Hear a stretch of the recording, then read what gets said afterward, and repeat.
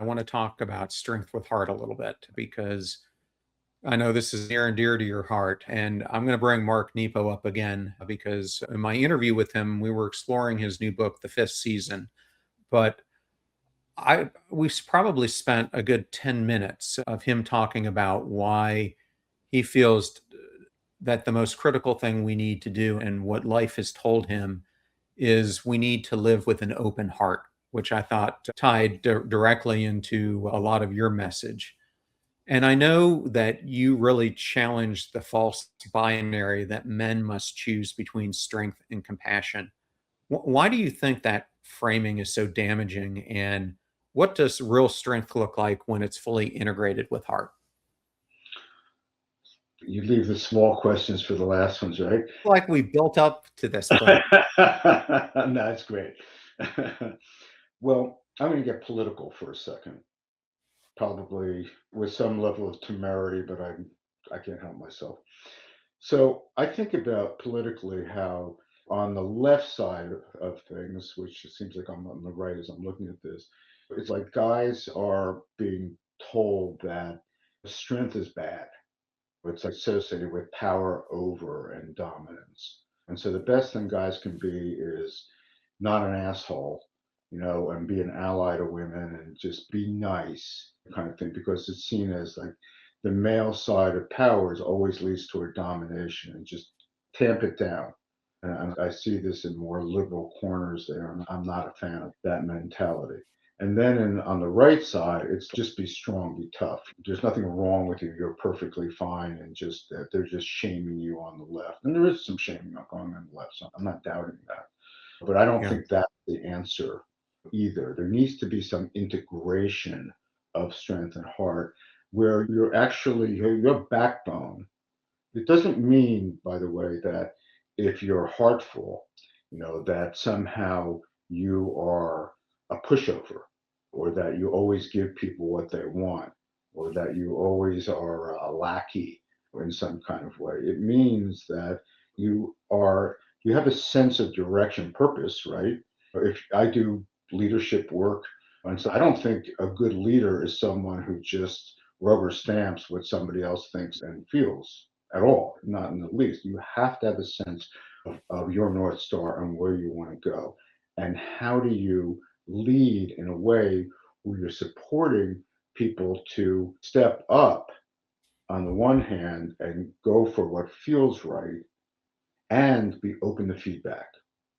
And so I think that if you're strong and heartful, you have a sense of direction, you have a sense of purpose, you have a sense of inner strength, and you're flexible enough to know that you can shift your opinions if the facts change. I think about Keynes, the economist, who said, I believe in changing my opinion when the facts change.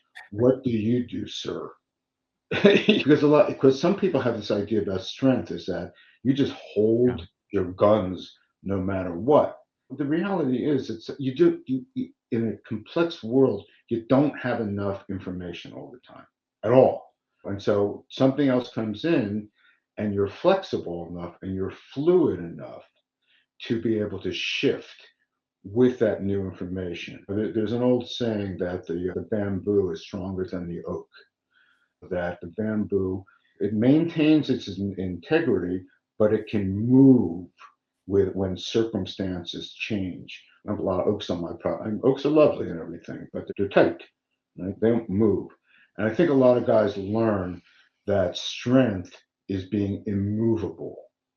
But that's not, I don't think that's true. I think that the strongest people are people who can have the center, they have a sense of their own core, they have a belief in themselves, and they're willing to shift when someone has given them a different way of orienting where they go, you know what, I was seeing it this way, but that actually makes sense, because they're actually in touch with the more emotional part of themselves. And I think that guys who are only tight, they're pushovers in a way. They're very reactive, they're ready to fight, or they're ready to hold their ground in a way. But what are they actually holding? they're really holding on to their egos. And the ego is very fragile. Self with a capital S is much stronger. And that is something that is not predicated on being right and always being in control, but actually is really seeing the bigger picture and is really a part of life and not trying to stand out as Mr. Dominance, there, but actually is able to be fluid. And we see psychological flexibility, being able to be shifting. It doesn't mean not having a center. It doesn't mean being a pushover. It means being open to feedback. And that's part of what creates relationship. That kind of openness where, okay, I feel you and I'm going to shift based on what you're saying and how I'm experiencing you. And so I know that my work with men, when I look at the strength with heart, I'm always going, you can have your ground. It's very important that you have your ground. And there are ways of really working with that that allow you to become a more expanded and really a more powerful and clear person by being open. Daniel, I thought I would tell you after I put some thought to it what strength means to me, because I think it coincides with many of the things that you just said. To me, strength without heart equals control, and Yes, heart without strength equals collapse. So when I think about strength with heart, it equals regulated power in service of connection. It means boundaries and compassion, agency and vulnerability, and leadership that stabilizes instead of trying to dominate. That's I have to and go on that. I'm going to have to get this. I really like the way you put that, John. Yeah, because I think what you said about open, strength with heart is the ability to stay open without becoming unprotected in many ways. What if there were nothing to defend?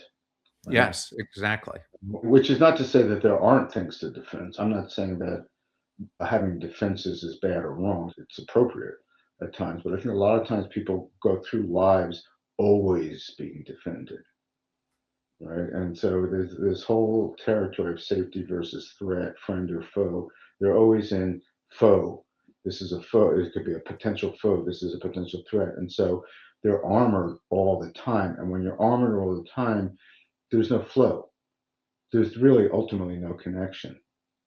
And I'm going to be doing a whole 9-month course on strength with heart for guys coming up at the end of the year. And we're really focused on all the different, we have 9 different guideposts of strength with heart, which are not things that you should do, but they're things that if you live by these particular ways of orienting, life tends to go better. And I see a lot of guys who are strong and heartful, but I don't think on a larger cultural level, it exists out there. Part of my own sense of mission is how do we actually change the paradigm Mm, of guys? Because the paradigms are really what's most important in terms of our maps yeah. and our lenses, in terms of seeing and apprehending the world. And we really need something new and different because we're at a point on this planet where I think we're either going to destroy ourselves or we're going to reorganize at a higher level of complexity. The jury's out right now.